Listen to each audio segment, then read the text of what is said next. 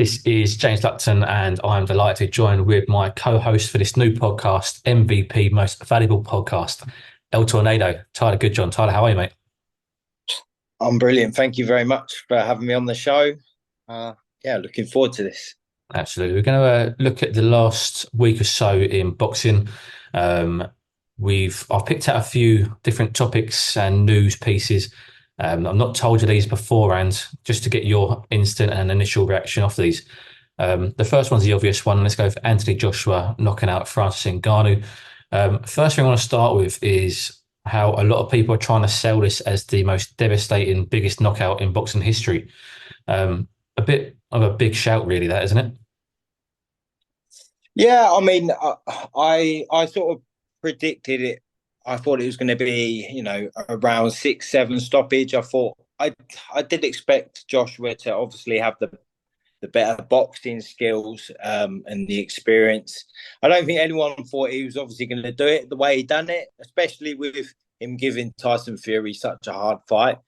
But that being said, I mean, I've watched it a few times now, and you can just see that Joshua was just, he knew himself that Joshua Ngannou was a little bit clumsy with his shots, and he was just timing that right hand slip, bang, and he done it a few times, and he just kept landing it. Do you know what I mean? And Ngannou didn't really have the experience to know what to do when that happens. Do you know what I mean? He was just doing the same shot over and over, but yeah, it was a great finish. Don't get me wrong. Absolutely. I mean, again, you sort of touched on it there, but let's be real. Anthony Joshua was or should have been expected to win this fairly convincingly. It is a boxer versus an MMA fighter in the boxing ring. You know, if it was the other way around and AJ's in the cage, we'd expect Ngannou to stop him probably in the first round as well. Early doors there in the cage. So it should have been expected, but I think because it was Ngannou, and like I say, you throw in the fact to give Tyson Fury a good fight, then it starts people talking, thinking, hang on a minute, can he do this? Can he do that? And obviously, there's a lot of talk about Anthony Joshua and the Ruiz stoppage. Is has he got a bit of a chin on him? Is it suspect and things like that? So you throw all those into the equation, and all of a sudden, you've got this potential 50-50 fight against the 0-1 Yeah, MMA fighter, which is crazy, really. yeah. I mean, to be honest, I think the public are really hard on Andy Joshua, really hard. I mean, it wasn't that long ago he had the fight with Klitschko, which was, in my opinion, one of the best heavyweight fights there's ever been. Um, and he managed to get the stoppage against a guy who's been a dominant champion for a long time. We lost against Ruiz. It's heavyweight boxing. This happens, and I think people have sort of written him off a lot since that fight. Obviously, he's had them 2 fights with Usyk, but look, he's gone 24 rounds with Usyk, who is a phenomenal boxer. Um, yeah, so I think people are hard on him. And then, Ngannou's obviously going to give a really hard fight to Tyson Fury, who's supposedly the number 1 heavyweight in the game. And then this fight's happened, and he's just knocked him out in devastating fashion. And then everyone's a bit like, oh well, we expected him to do that, but I don't think anyone did really. Even myself, I've sparred and fought a lot of MMA fighters, and they can throw hands, man. They're good. They're very unusual, and how they throw their shots, because it's not your technical same boxing. Do you know what I mean? As what I've done, the traditional boxing route. So I think a lot of people, had ripped Joshua off, and then he's gone and done that, and they're like, oh well, actually, yeah, he was the boxer against the MMA guy. I think it's just he done what he had to do, and he done it very well. I don't think Ngannou's a bad boxer because of that either. I think he would give any heavyweight a hard night. I just think Joshua got the measure of him, used his experience, and used it well. Take the two fights Ngannou's had, Fury and AJ. Is it a perfect example of styles make fights? Yeah, I think obviously Joshua, he's very very quick for his size, very powerful, and he is very accurate. Joshua Tyson Fury, sorry, I know he had them fights with Deontay Wilder where he sort of stood and traded a bit, but on the whole, he's a bit of a box and move point scorer, and he never really hurt Ngannou with anything. But Joshua, you get hit by Joshua, you get knocked out, and like I say, he got his measure, and he done that. Last couple of questions on this topic, Tyler. In terms of, you mentioned there Tyson Fury, the supposed number one heavyweight, as you mentioned. Do you feel he's not? What are your opinions on Tyson? It's a funny one because I actually made my professional boxing debut on Tyson Fury's show, and my third pro fight was on his show as well. So, like, this comes from a perspective where actually, I was really proud, obviously, to be on his show. But yeah, man, he's just not doing it for me one bit the last couple of years. Obviously he's fought Dillian White, Derek Chisora, and then he's the fight with Ngannou, which you know the fight with Ngannou. I think that the thing that annoyed me the most was, like, I watched the build up, the press conferences for like 10 weeks, and Tyson Fury was there himself. This is the biggest show in combat history. Da, da, da, da, da. And then he got in there in like hideous shape. And I think that's a real slap in the face to all boxers. Like, I've never missed weight. I've never come in looking sloppy. Like, I wouldn't dream of it. And especially when you're earning 50 million, man, that's a slap in the face to all the proper pros out there, because he went into that fight thinking he was just gonna walk through him, and it didn't happen. And then he mugged boxing in the process. Do you think that plays a part when you get in such a big payday? Obviously, at heavyweights, there's no weight to make as such. So does greed come into it, and do you think a bit of complacency slips in? Yeah, for sure. Yeah, especially when you're as big as what Tyson Fury is. Like, he's huge. He's always got the height and weight advantage over people. Like, when I look at heavyweights, like the heavyweight that I really look up to, like Evander Holyfield. Like, he come up from cruiserweight to heavyweight, and he beat all the top heavyweights at the time. Proper heavyweights, and then like now, I'll be honest, I think you can be a pretty bang average boxer at heavyweight and earn yourself a few quid. Like, because if, half these heavyweights, if they were my weight, like welterweight, super welter, middleweight, their boxing talent isn't going to get them to world level. It's just that their physical attributes, being 6'9", being massive, it's like that Nikolai Valuev, the guy, the Russian guy, like, he should have never been a heavyweight champion. Like, he's just an absolute monster of a person. Yeah, I've lost a lot of respect for Tyson Fury. That's the top and bottom of it. I think most people have, mate. I think he's just mugged boxing, man. He's just like took the piss out of boxing by, like, he does a lot of talking and not a lot of acting, like, and he contradicts himself on everything. And I don't think he really cares. I don't think he really gives a fuck as long as he gets paid. I don't think he really cares what the supporters think. I think that comes across in most of his interviews, really. Yeah, I don't like that.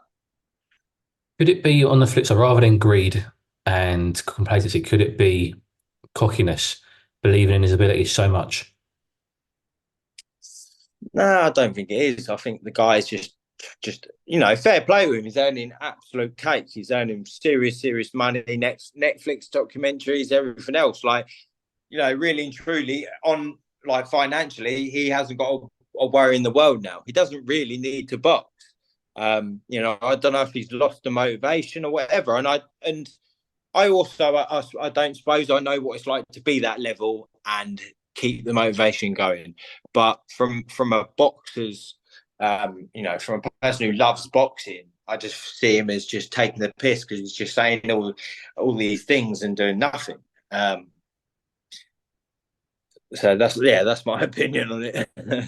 Let's move on to the next topic, and something that is potentially worrying is Ryan Garcia.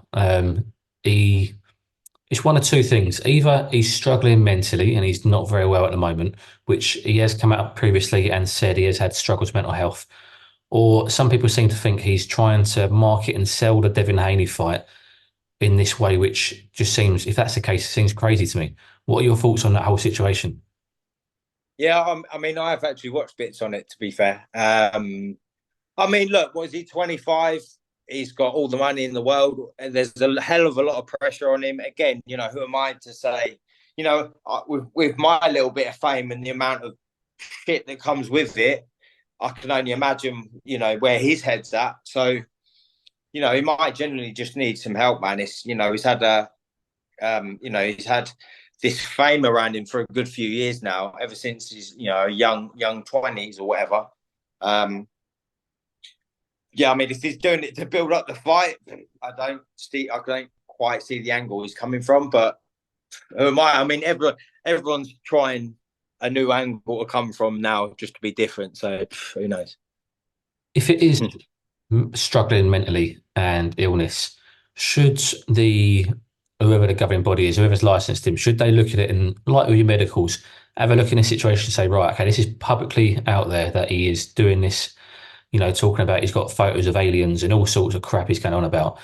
Should they take a look and step in really to say, right, we're going to bring on board a psychologist and we're going to assess you to see if you're fit to fight mentally? I mean, yeah, you would have thought that, but the WBC and everyone else, they're creaming off the top of it. So, they don't care as long as they're getting paid. We feel it with, like Canelo Alvarez when he got caught taking clenbuterol and the WBC blamed it on me. Like, if you're a cash cow, you're going to get all the help in the world. So, all the help in the world, to be lied about, should I say? So, no, I don't think they'll. This is the Haney Garcia fight is worth silly money. So nobody's going to want to stop that train. You know what I mean? I agree, absolutely. Let's go on to the next one. And again, when you think boxing can't get any wilder than it already is, they announced Jake Paul versus Mike Tyson. It's not quite clear if it's a actual licensed fight or an exhibition or what's going on yet, but the whole thing just seems crazy. And surely you've got to look at health and safety in this. Yeah, I mean, I'm not sure how it can be an exhibition fight on Netflix at the Dallas Cowboys Stadium, which holds about 100,000 people. I mean, 100,000 people gonna go watch an exhibition fight where they're just tech sparring or softly hitting each other. That's this fight is just, yeah, man. I don't know what to say about it. I mean, I've watched videos on it, and obviously the true boxing fans. I think that the thing that's going to hurt the most is, the legacy of Tyson. At the end of the day, he's 58. I showed, my friend who's an MMA fighter. I'm sort of showing him a lot of boxing and stuff like that, and I reminded him the other day. Look, Mike Tyson. I don't know how many years ago it was when he fought Danny Williams and Kevin McBride, his 20 last years two ago. fights. And,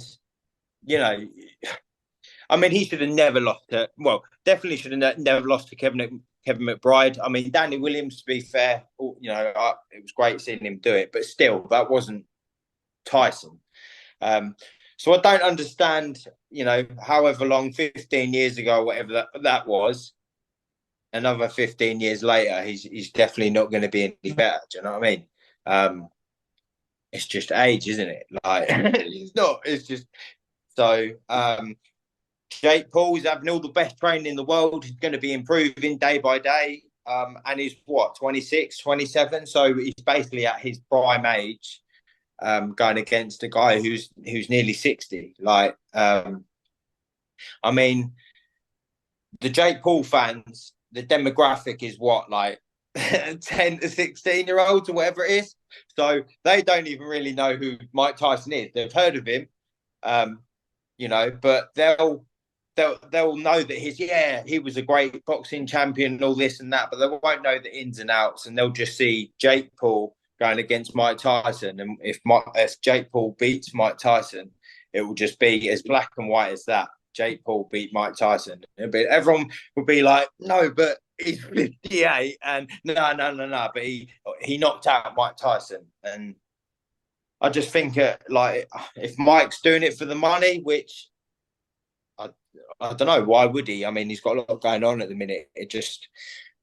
I don't like seeing fighters hurt their legacy, man. It's horrible. I spoke to someone the other day about this, and they said to me they're not they're not that angry with this fight because they look at it and say Mike Tyson, although he's obviously nearly 60 years old, he's a former fighter, former world champion, and Jake Paul is a novice. He's not fighting at a decent level really. Look at his last fight. I can't know the guy's name, Ryan O'Ryan, something or other. Um, so he said, it's not a bad matchup really, but at the same time, you've got to take consideration Mike Tyson's age. He is nearly 60 years old. And like I say, the health and safety aspect of it, first of all, who's going to be licensing that? They need to be looked into and investigated because that's outrageous if he gets licensed at 57 years old to fight a 27-year-old. And Jake Paul, and I think it will be a real fight and license because Jake Paul said this isn't the next step to his world title journey. Surely this is a step backwards. It's mad. It's mad. It's well, like another example is like Evander Holyfield. He fought Vitor Belfort, didn't he? Like a year or so ago, and it was embarrassing. Do you know what I mean? It was embarrassing. And Vitor Belfort is like what, early 40s or late 30s, whatever he is, and he really smashed into Evander Holyfield. And to be honest, Evander Holyfield, like I've seen videos of him later, that guy's in unbelievable shape for his age. It's just look, it's just the way it is, isn't it? You can't be the same person you were at nearly 60 that you were in your 40s, your 30s, your 20s. You're just not. I don't look. I don't think you can really pull the wool over anyone with a little bit of knowledge and a little bit of sanity, mate. I just don't think you can pull the wool over their eyes, but I think they can pull the wool over a lot of kids, and that's the demographic. Like I say, that's what Jake Paul coming from Disney and everything else. I mean, look, again, fair play. He's making a lot of money, but I don't like him when he keeps saying, "Oh, I'm doing all this for boxing." What are you doing for boxing? You're just pulling it apart, making it a fucking circus. Yeah. Do you think Jake Paul knocks out Mike Tyson? I mean, I don't want to say it, but I think he does, man. I think Mike Tyson will perhaps go out there and he might hit him in the first round, and if it goes past the first round, it's over, man. Like I say, the two fights, Danny Williams and Kevin McBride, that was what went down 15 years ago. So I can't see how he's improved and his fitness has improved and how everything else has improved in 15 years. No, definitely. Definitely.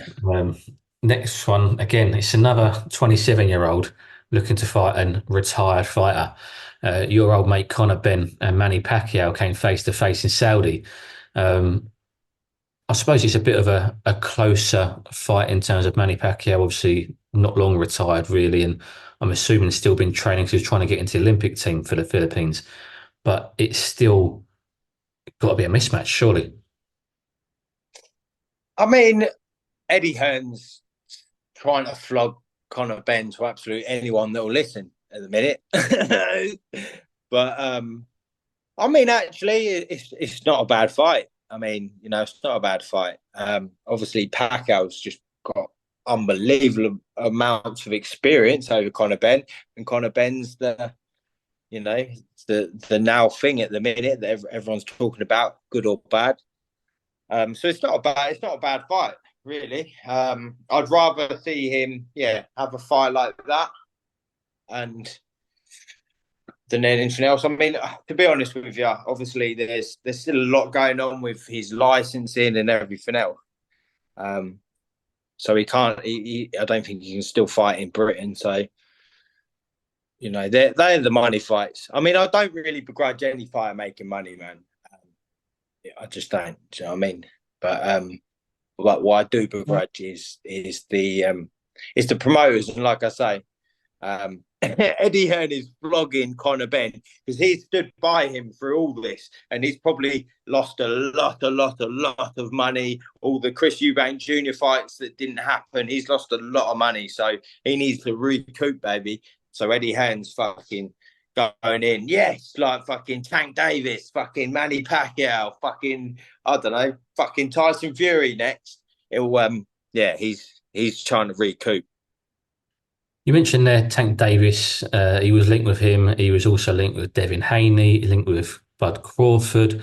And then all of a sudden actually it's going to be Danny Garcia or a retired Manny Pacquiao. You mentioned obviously Eddie's trying to flog him, but he's also got to be sensible about it. And he's not going to put him in with a killer.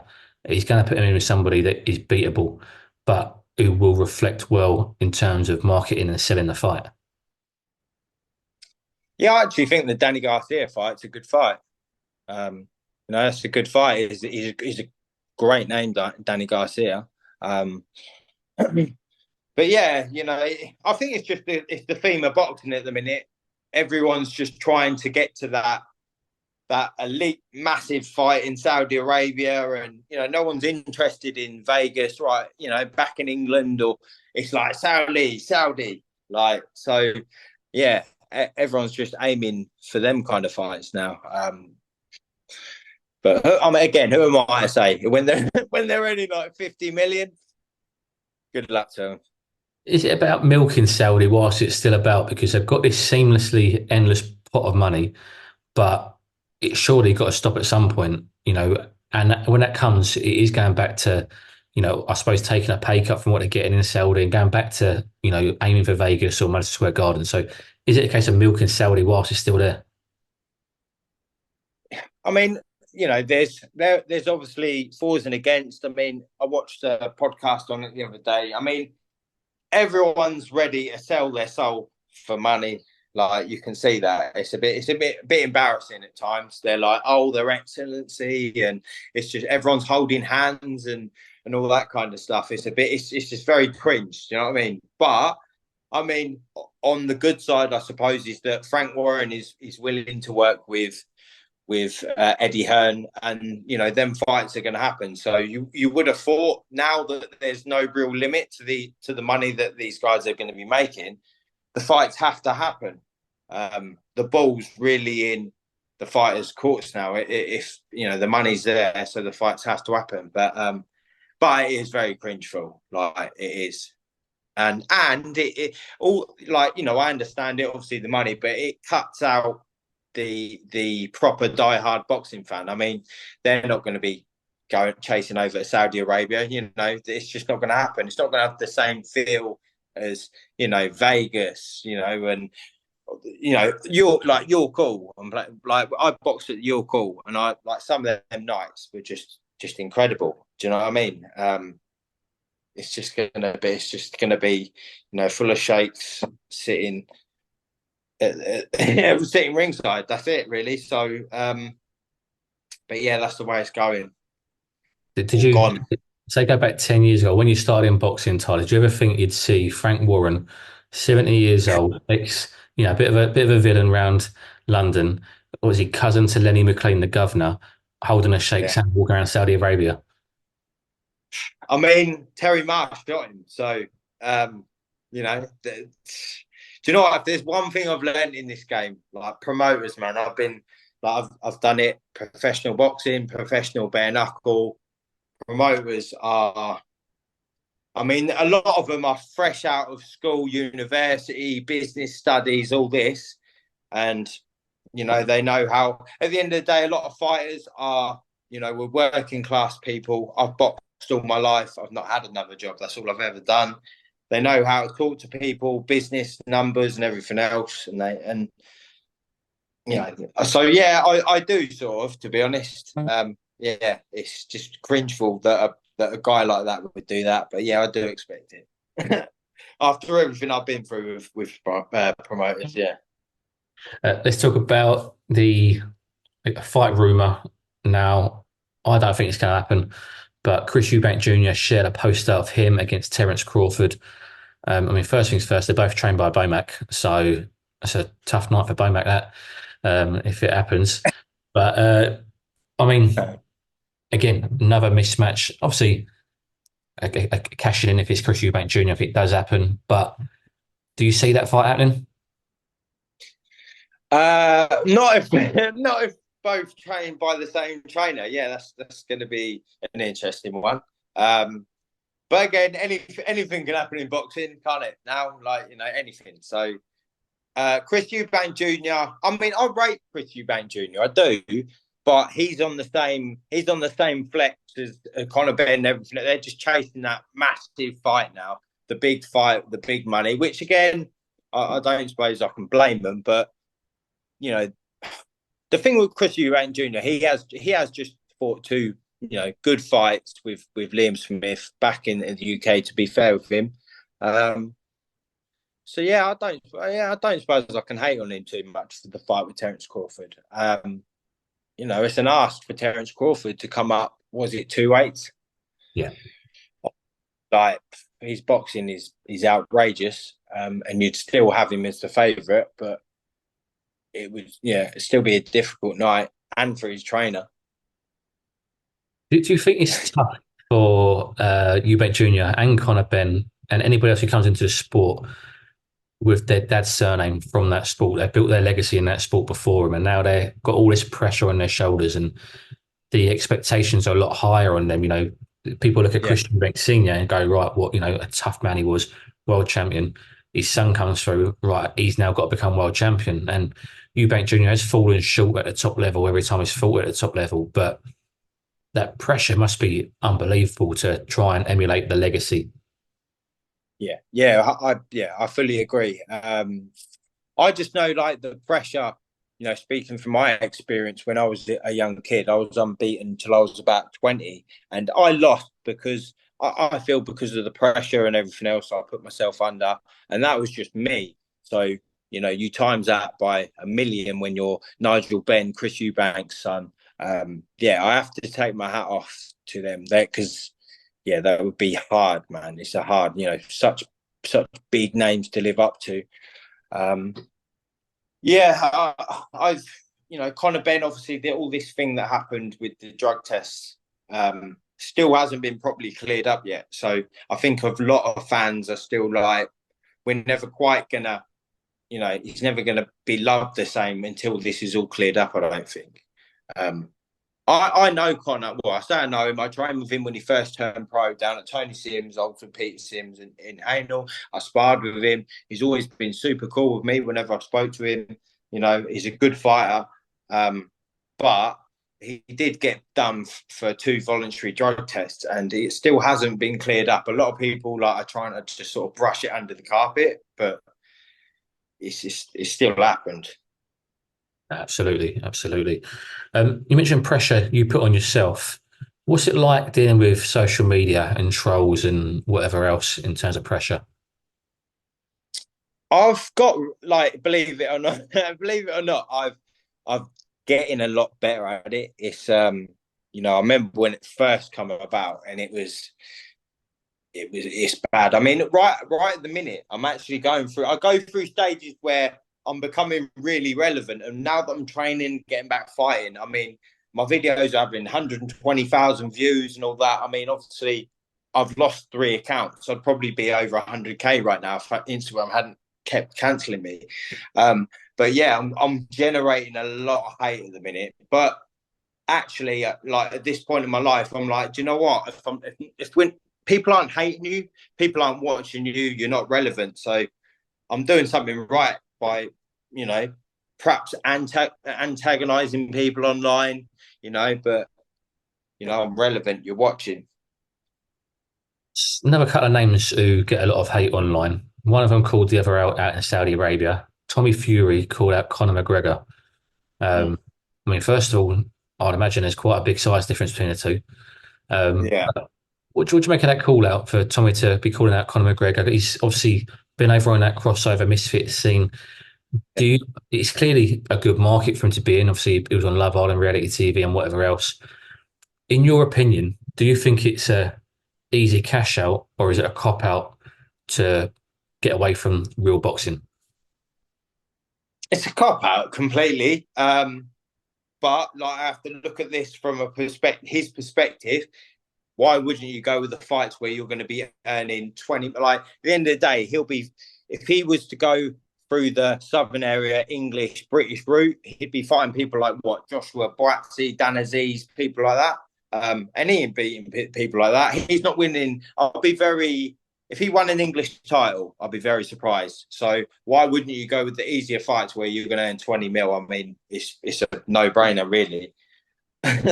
Does Tommy Fury beat Vidal Riley? No. No. So that So he's English champion at a minute. So yeah. So is that the same weight as Joshua Buatsi? way above cruiserweight, but I know Tommy does Oh, is it? light, Right, heavy, and cruiser. I know he's between the two. right, right. Okay. Yeah. So cruiserweight. Who's the British champion at cruiserweight? Oh, blimey, Chris Billy. he's world champion. No, he's world champion. Yeah. Sorry. Yeah. Oh, blimey, now you're asking. But anyway, I mean, Isaac Chamberlain. yeah, Isaac Chamberlain, very good fighter. Yeah, I know Isaac. Yeah, good fighter, man. So the last time we see Tommy Fury was at the Jake Paul fight, wasn't it? Yeah. And I wasn't impressed, man. I thought that actually, I mean, it could have been a draw. I mean, so yeah, I was more impressed probably with Jake Paul that night than I was with Tommy Fury. Like, he was meant to be the boxer, and everything else. But at the end of the day, Tommy Fury probably could be a really good boxer. He's got all the attributes and everything else. If he'd done boxing properly, but he's not. He's just one fight a year, some fucking social media presence. So it's not doing boxing properly. So he's not going to be improving. He's just not staying active. He might be in the gym and everything else, but you get better by fighting. You know what I mean? So yeah, I honestly, he definitely would not win, not that Vidal Riley. But I mean, that's a great fight. But at the end of the day, he's probably going to earn what, 10 grand from it, or he can fight Jake Paul and earn 20 million. So you can't blame him. What about again, going back to the pressures of family names and legacies? He's a Fury. Obviously, Tyson Fury's, world champion at heavyweight, world champion. He's won every title available at heavyweight. Is there that pressure for him to do well as a boxer? I don't think there is. I think, like, you look at Tyson Fury's attitude now, and I mean, it stinks, really. It doesn't. He doesn't speak about boxing in the way that he did. I think, and Tommy's going to see Tyson doing all the Netflix stuff and everything else. So I honestly don't think they're bothered about it, because they'd be doing a lot more for boxing if they were bothered. Is boxing at the top level? Is boxing a business rather than a sport for a lot of fighters? Oh, 1,000,000%. It's a business from the day you turn professional. And I turned professional at 19. I was actually chatting to my amateur coach today, and it was funny. I mean, he's 81, and he said to me, we're talking about the olden days. And I said, do you know what, Mick? If someone said to me I could go back to amateur boxing tomorrow and just fight week in, week out, and just get a job and just fight week in, week out for the pure love of it, I'd go back to it tomorrow. I was so caught up in a rush to turn professional at 18, 19. And then I turned pro, and then you get in it and you're just in the murky world of bollocks. And right now, I'm going back to professional boxing again. I've had it all the politics and bullshit with bare knuckle now, so I've left that behind. I'm going back to boxing, and I can say I'm just doing it for the pure love of it. I mean, I'm not getting paid fuck all in my next fight, and I'm fighting some geezer who's fucking unbeaten with 11 knockouts out of 11 wins. I'm not getting paid fuck all, but I'm going in there because I love boxing. I just love it, and I want to do it. I love training. It's such a big gap from all this social media fucking nonsense and the grassroots of pro boxing. I know kids that, well, like myself, when I first turned professional, it's all about ticket sales. Promoters I don't know why they're even called promoters, because they don't fucking promote. We sell our own tickets. I'm earning my own wage. I remember when I fought John Wayne Hibbert for the WBC International co-main event, Kevin Mitchell, right, at the O2, fucking packed on Sky. I got a 6 grand purse, right? And I sold personally from Ely, I sold 26.5 grand's worth of tickets, and I made £2,600 commission off that. So I walked away from doing a 10 round title fight. That win would have got me ranked top 15 in the world, and I've just earned what, 8.5 grand. Like, and he's just pocketed 24 grand out of my ticket sales. I probably spent all my money on fucking deals and that, just running about trying to sell tickets. Do you know what I mean? Promoters are full of fucking shit, mate, and people are so scared to talk about it. It's just full of yes men, so they just carry on doing what they're doing. It's bullshit, mate. Yeah, the pro game. If kids come up to me now and go, look, I'm looking to turn pro, I'm going to go, hold your horses. Let's have a think about this. If I'd had my time again, I probably would have turned pro probably like 24 rather than 19. I was a boy. Or I probably wouldn't have turned pro at all. It's a shit game, man. It's a shit game. Comes on to my last topic nicely, and that is your return to the ring, glove boxing. Mention your opponent, 11 wins, 11 knockouts, 1 draw, no losses. I think he's the number one fighter from Philippines at the weight. Pro Box are promoting the show.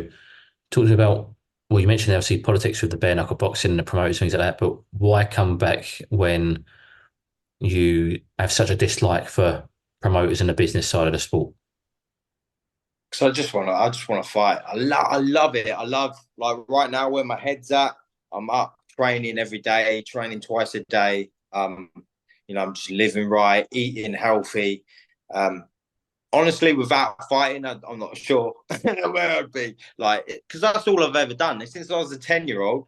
That's all I've ever done. I've not had another job. I've done like personal training, and I've had gyms teaching boxing, but that's all I've ever done. And it's, I suppose some people need a drink at the end of the day. I need to go and train and I need that purpose in my life. I just need it. And I'm really looking forward. I've got that fire back.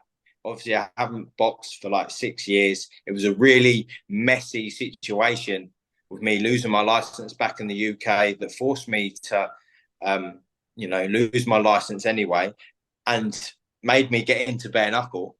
And how funny that I'm now in America where I can box again. So it's a great story. Like, for me, regardless, obviously I'm going there 110% to win, but regardless of the result, it's a big win for me. I lost my license. I made it to America. I come back and I'm boxing again. Like, and that's a big achievement for myself. And when I look back, like bare knuckle in America, professional boxing in America. If you'd said to me at 10 years old, you're going to be living in Florida, like fighting, main event in the fucking Hard Rock, I would have laughed in your face. So everything from here is a win, man, to be honest.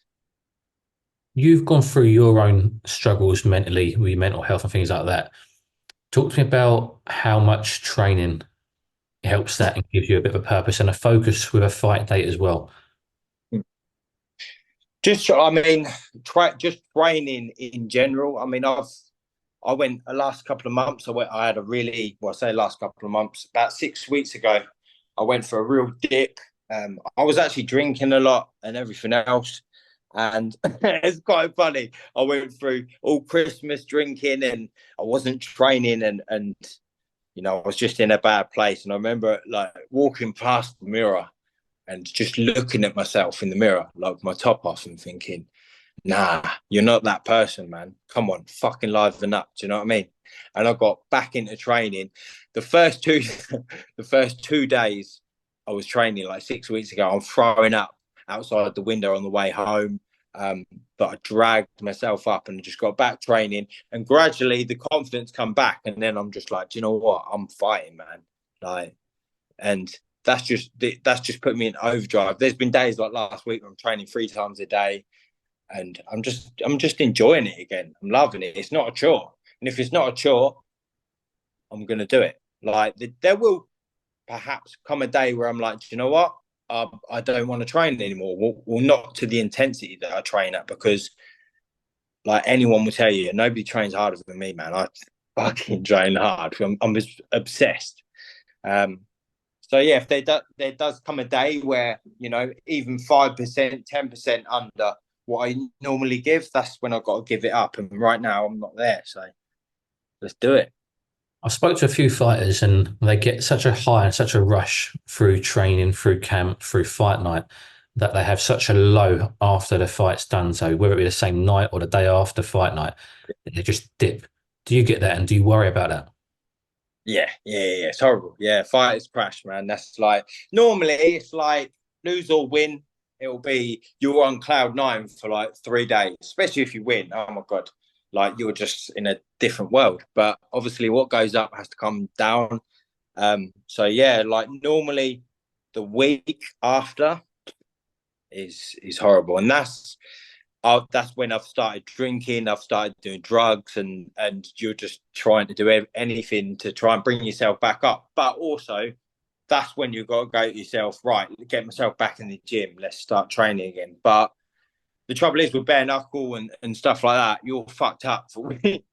So like sometimes it's the last thing you want to do. Try and get straight back into training when your fucking hands are all mangled up and everything else. So um, yeah, man, training is everything. Um, but it's hard. Yeah, it's tough. Coming back into glove boxing, for you, is activity key to not have that dip and that fighter crash, as you call it, so you can go back into the gym? Not necessarily back into a camp, but into a gym to tick over before a camp.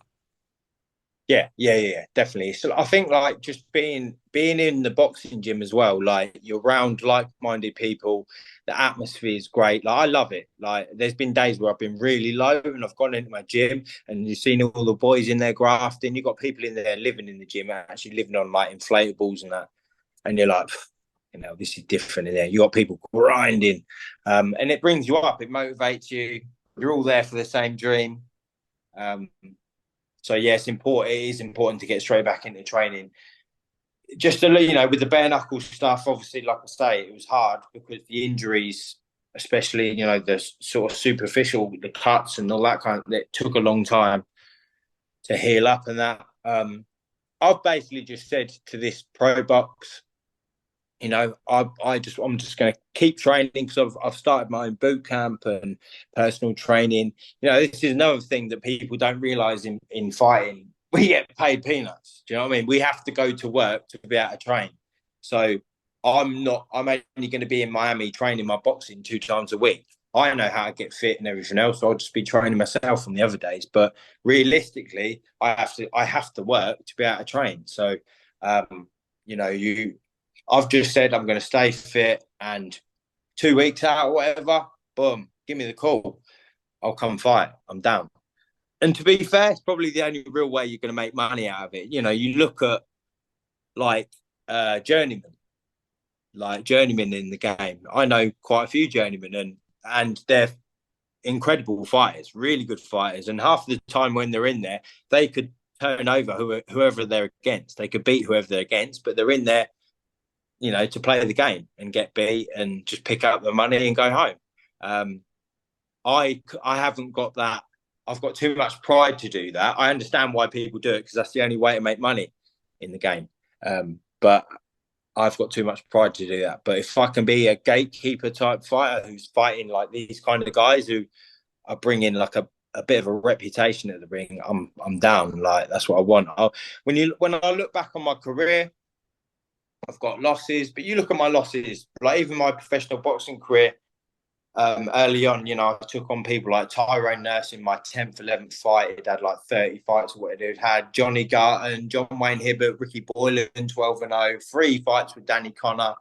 Like, I fought good people, man. Like, and I think social media has put a lot of pressure on people keeping the nice shiny O now, so if you're I put up a thing about Francis Ngannou the other day. Now that he's 0-2, there's going to be all the online people out there thinking, well, he's lost 2 boxing matches. Maybe I could beat him. That is the logic, man. That is the logic. Because people have said to me about my bare knuckle. Obviously, my last 3 bare knuckle fights have been against Lewis Palomino, pound for pound best fighter, 8-0, James Lilly, 8-0, and Soto, 5-0. Do you know what I mean? And then you've got these bums who are just fighting bums and winning. And they'll be like, well, he's better than you. No, it's about opposition. Do you know what I mean? Like, you've got that is the logic of today, man. It's like it's aggravating, but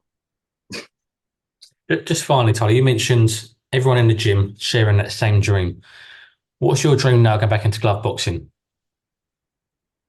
you know what I've said to people? If I could nick a belt, I'd be happy with that. Like, just like a nice little belt, just to have some good fights. And then, like I say, when I look back on my career, I had, if I nicked a belt, had a couple of fight of the nights in America boxing. It just adds to the legacy, basically.